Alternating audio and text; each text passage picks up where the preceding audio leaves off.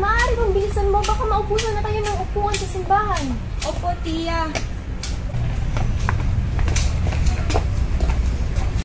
Matiyagang nakinig sina Maria Clara at Tia Isabel sa mga salita ng prayle, na matapos ang misa ay isa-isa nang lumabas ang mga tao. Bilisan na po natin umalis, tiya. Ano ba yan, Maria Clara? Tingnan mo yung asal mo. Nasa simbahan pa naman tayo. Huwag mo nang uulitin yun, ha? Pasensya na po talaga, tiya. Gusto ko na po kasi talagang makita si Ibarra. Nakalita na. Uwi na tayo, Maria.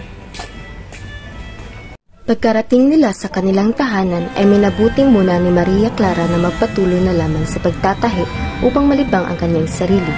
Sa bawat sasakyan na dadaan ay tila ba pabilis na pabilis ang kaba na kanyang nararamdaman hanggang sa kinausap siya ni Kapitan Tiago.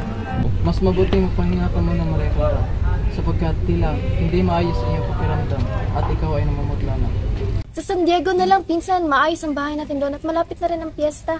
Tama, magandang ideya po yan, tiya. Yayakapin na sana ni Maria Clara ang kanyang Tia Isabel nang biglang mayroong sasakyan na tumigil sa kanilang bakuran. Biglang namutla at nanlamig ang mga kamay ng dalaga.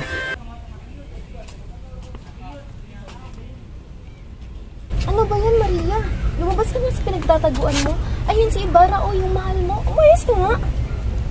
Maaari ko ba munang may sama si Maria Clara sa azotea? May nais lang po muna kaming mapag-usapan. Hindi pa rin kumukupas ang yung ganda, Maria Clara. Nakapunta ko lang sa Europa, tumatamas na ang iyong mga salita. Marahil ay maraming magagandang babae ang nahuhulog sa mga matatamis na salita. Alam mo bang ako ay mapalad na nilalang? Mapalad? Bakit? Dahil sa iyong mga babae? Dahil pinapasya ng aking magulang na ikasal ako sa pinakamaganda babae na nakilala ko. Jesus, nabula ka pa. Labis akong nangulila sa iyo, Maria. Higit akong nangulila, Crisostomo. Naalala mo pa ba to? Oo naman. Yan yung binigay ko sa iyo nung naglalaro tayo. Nilagay ko yata sa sombrero mo. Ito kaya, naalala mo pa ba to? Ito yung sulat na binigay mo sa akin bago ka umalis sa bansa. Patawarin mo ako at ako'y magpapaalam na. Kailangan ko nang umuwi sa San Diego dahil bukas ay araw ng mga patay. Hanggang sa muli, mahal ko. Sandali!